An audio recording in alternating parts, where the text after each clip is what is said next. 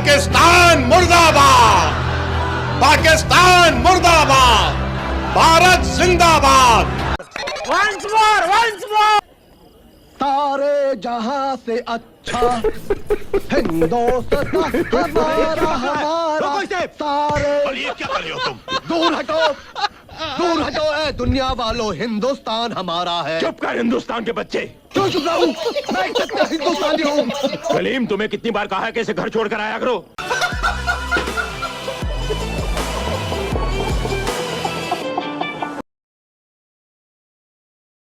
घर के सामने लेट जाओ इसकी गाड़ी के साथ, इसको एयरपोर्ट में जाने देना बता। यार अच्छा काम पे लगाया मोदी जी ने, सबको कसम। इनकी ज़हनियत यही है कि जहां इनको मुसलमान नजर आता इनको लगता है कि टेररिस्ट है। तो बीजेपी की सरकार ऐसा लग रहा है कि मुसलमान है, खुली जेल में जिंदगी गुजार रहा है। तुम्हारे पास सत्ता है, तुम्हारे पास ताकत है, तुम ताकत में डूबकर जालिम बन चुके हो।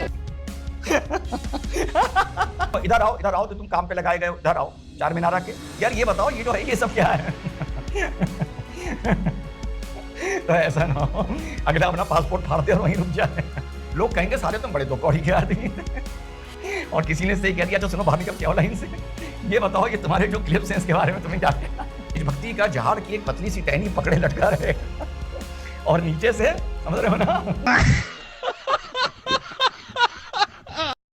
नमस्कार दोस्तों, डिबेट शो की एक और मजेदार वीडियो में आप सभी का स्वागत है। दोस्तों अगर आपको डिबेट वीडियो देखना पसंद है तो आप बिल्कुल सही चैनल पे आए हैं। और दोस्तों आपको जैसे ही वीडियो अपलोड हो सबसे पहले आपको मिल जाए और चैनल यूट्यूब की दुनिया में कहीं आपसे ये खो ना जाए, इसलिए चैनल को अभी सब्सक्राइब करके बेल आइकन प्रेस कर लीजिए। और दोस्तों अगर आपको वीडियो थोड़ी बहुत भी पसंद आए तो वीडियो को लाइक करके जरूर जाना। दोस्तों ये लाइक आपके लिए तो फ्री है लेकिन हमारे लिए बहुत कीमती है। तो चलिए दोस्तों फिर शुरू करते हैं आज की मेन डिबेट। ये टीवी वाले भाई, पिक्चर चालू करो बे। मुसलमानों रोको ओवैसी को, मत जाने दो। ईमान से बता रहा हूं, मत जाने दो, मत जाने दो। इसका पोपट बनाया जा रहा है, इसको ट्रैक किया जा रहा है। ये जो मुर्गी है दाना चुग गई है यार, रातों रात में खेल बदल गया। सुन के जाना क्या हुआ है तुम्हारे ओवैसी के साथ। और प्लीज हैदराबाद जाओ, घर के सामने लेट जाओ इसकी गाड़ी के साथ, इसको एयरपोर्ट में जाने देना, बता रहा हूं। तो मैंने कहा यार ये मोदी जी एक डेलीगेशन का बिल्कुल जिम्मेदारी ये ओवैसी को दे रहे हैं, ये तालमेल ही नहीं खा रहा है। तो 7 लोगों की टीम लीड बनी है और टीम लीड के बाद एक इनका नंबर टू जैसा होता है ना, कैप्टन वाइस कैप्टन, वो भी बना है। तो भैया टीम कौन लीड कर रहे हैं? अब पहले आप सोचिए कि 1.5 दिन से किस तरह से ओवैसी को कवर करा जा रहा है। अच्छा, जिम्मेदारी उसके कंधों पर इतनी आ गई है, अब उसका जरा आप बॉडी लैंग्वेज देखिए और किस तरह से वो बयान दे रहा है। जरा पहले ये सुनो मजेदार। ये देखिए, हम लोग गवर्नमेंट ऑफ इंडिया, हमारे देश को रिप्रेजेंट कर रहे हैं। कोई हम लोग MIM पार्टी, NCP पार्टी या वो पार्टी को रिप्रेजेंट नहीं कर रहे हैं। हम लोग मेंबर ऑफ पार्लियामेंट ज़रूर हैं, एक पार्टी के तरफ से इलेक्ट हुए हैं, बट ये जो काम है हम अपने मुल्क की नुमाइंदगी करने, मुल्क में क्या हो रहा उन देशों में जाके बताने के लिए, कैसा हमारे मुल्क में हमारी बेटियां बेवा हो रही हैं, हमारे बच्चे यतीम हो रहे हैं, कैसा पाकिस्तान इस मुल्क को डिस्टेबलाइज करना चाहता है, कैसा पाकिस्तान इस मुल्क को डिस्टेबलाइज करना चाहता है। हाँ, ओवैसी साहब की ड्यूटी कल तक ऐसे दिखा रहा था जैसे पूरे देश की जिम्मेदारी इसके कंधों पे आ गई। इसके कंधों पे मोदी जी ने दे दी हो। और मीडिया भी देखो क्यों दी जिम्मेदारी ओवैसी को। ओवैसी को दी बड़ी जिम्मेदारी। अबे थंबनेल होने चाहिए थे, ओवैसी को मोदी ने काम पर लगाया। समझ गया मैं। अब इनका एक सब लीडर्स का एक असिस्टेंट भी है। तो जो हमारे बैजंत पांडा जी हैं, इनके अंडर में हमारे ओवैसी साहब जा रहे हैं। और इस टीम का जो सेकंड इन कमांड है वो निशिकांत दुबे जी है। तो टेक्निकली पांडा जी और निशिकांत दुबे जी के अंडर जो 7 आदमी जा रहे हैं, यानी 6, 2 तो ये ऊपर के हो गए, 5 आदमी बचे। उसमें हमारे हैदराबाद के सांसद जनाब असदुद्दीन ओवैसी साहब भी शामिल हैं। यार अच्छा काम पे लगाया मोदी जी ने, सबको कसम से यार। इनको हर मियाँ भाई को एक डाला गया है। और ओवैसी साहब को जो सर्किट मिला है वो मिला है कुवैत का, बहरीन का, अल्जीरिया का और सऊदी अरेबिया का। इस सर्किट तक का लीडर पांडा की लीडरशिप में तुम्हारे और हमारे जनाब असदुद्दीन ओवैसी साहब काम पे लगाए गए हैं मोदी के आदेश पर, और जाके वो बोलेंगे जो बताया गया है कि सुनो तुम्हें यही बोलना है वहां पर जाकर। ये जो तुम बकवास यहां करते हो ना, कि अगर वहां पर करी तो सुनो क्या बोला करते थे ये। पर मारा जाता है कि मुसलमान और दलित या ईसाई है। मुसलमान को इसलिए पीटा जाता है कि बीजेपी और नरेंद्र मोदी की सरकार ने गौ रक्षक के नाम पर आतंकवादियों को पैदा किया है।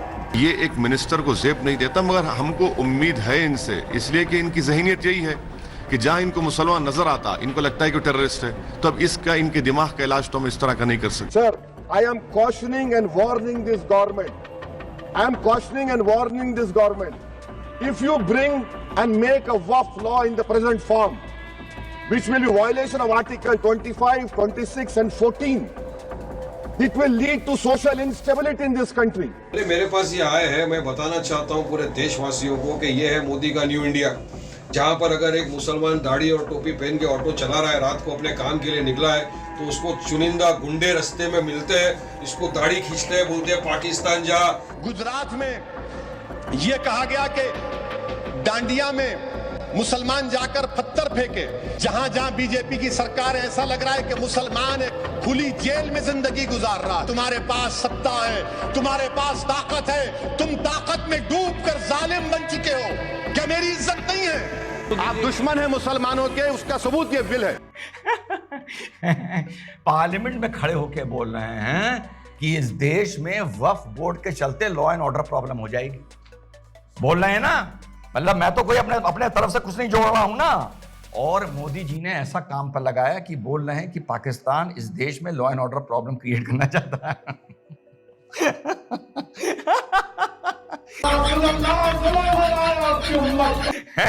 तो मैं तो फिर कहता हूं मोदी जी आप एक बहुत बड़ा धोखा कर रहे हो। इसके जितने बयान हैं यार, वो तो कम से कम डिलीट करा दो सोशल मीडिया से।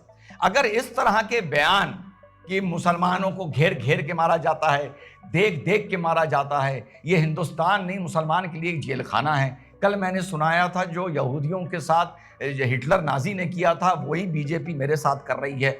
यार ये तो डिलीट करवा दो ये सारे क्लिप। इसके सामने सऊदी अरेबिया में किसी ने चला दिए बड़ी स्क्रीन पर कि सुनो इधर आओ तो तुम काम पे लगाए गए हो, इधर आओ चार मीनारा के। यार ये बताओ ये जो है ये सब क्या है? तो ऐसा ना हो अगला अपना पासपोर्ट फाड़ते और वहीं रुक जाए।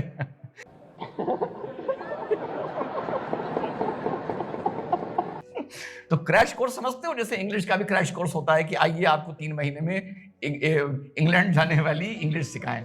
तो ये इसी तरह से राजभक्ति का क्रैश कोर्स में लगा हुआ था। इसने इस टाइम देशभक्ति की और देश की एकता की बड़ी कस्में खाई हैं। अब जैसे इसने बोला कि हमारी वफ की संपत्ति को तुम छीनना चाहते हो, लोग कहेंगे सर आप इतने देशभक्त आदमी हैं, सब आप पर यकीन करते हैं, आपकी इतनी तारीफ करते हैं, ये सब आप क्यों बोल रहे हैं? तो कहेगा हाँ ये बात तो है, देशभक्तों में हूं। तो हो सकता है आगे जाकर देशभक्ति की पर्चीज के ऊपर इतनी बड़ी फटे कि ये पूरी अपनी राजनीति से ही भटक जाए।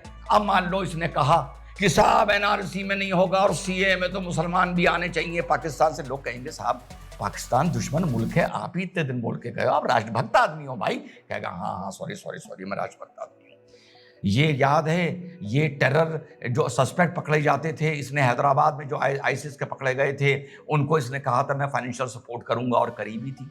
बार बार टेरर में जो लोग पकड़े जाते हैं, कभी एटीएस पे सवाल उठाता है, कभी एनआईए पे उठाता है। अब ये जैसे उठाएगा लोग कहेंगे सर आप देशभक्त आदमी। कहेगा अच्छा सॉरी, अच्छा चलो कोई और बात कर। तो इसकी ये जो भी बात करेगा इस किस्म की, इसको यही जो इसने क्रैश कोर्स किया है देशभक्ति का, ये याद दिलाकर इसके ऊपर इतनी जिम्मेदारी डाल दी जाएगी देशभक्ति की अब कि इसको बता दिया जाएगा बस देशभक्ति तुम्ही से है मेरे भाई। तो मुझे ये समझ में नहीं आ रहा, यूसीसी हो गया, लोग कहेंगे साहब ये देशभक्ति है, देश के लिए यही अच्छा है और आप देशभक्त हो। तो ये वहां एक बहुत बड़ी मुसीबत में फंस सकता है। और अगर वहां इसने बवाल किया तो अब जो इसने 30 दिन में देशभक्ति की डायलॉग बाजी मारी है वो इस पर उल्टी पड़ जाएगी। लोग कहेंगे साले तुम बड़े दो कौड़ी के आदमी। देशभक्ति की बात कर रहे थे, अब आतंकियों को तुम फाइनेंस कर रहे हो। कि इसको इतना चढ़ा दिया गया है चने के झाड़ पर कि ये देशभक्ति का झाड़ की एक पतली सी टहनी पकड़े लटका रहेगा और नीचे से, समझ रहे हो ना, ये लटका रहेगा और नीचे से, समझ रहे हो ना।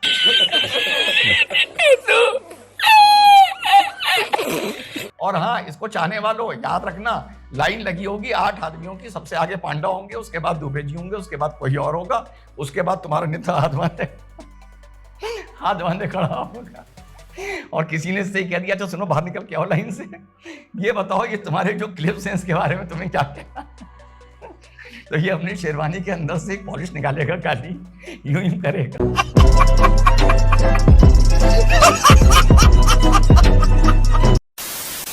तो दोस्तों इस वीडियो में इतना ही। अगर आपने वीडियो अंत तक देखी है तो उम्मीद करता हूँ आपको वीडियो पसंद आई होगी। वीडियो के बारे में आपकी जो भी कोई राय है कमेंट्स करके जरूर बताएं। वीडियो को अंत तक देखने के लिए आप सभी का बहुत बहुत धन्यवाद। ऐसी ही मजेदार वीडियो देखने के लिए चैनल को सब्सक्राइब करना बिल्कुल ना भूलें। चलिए दोस्तों, मिलते हैं बहुत जल्द अगली वीडियो में। तब तक के लिए जय हिंद, वंदे मातरम।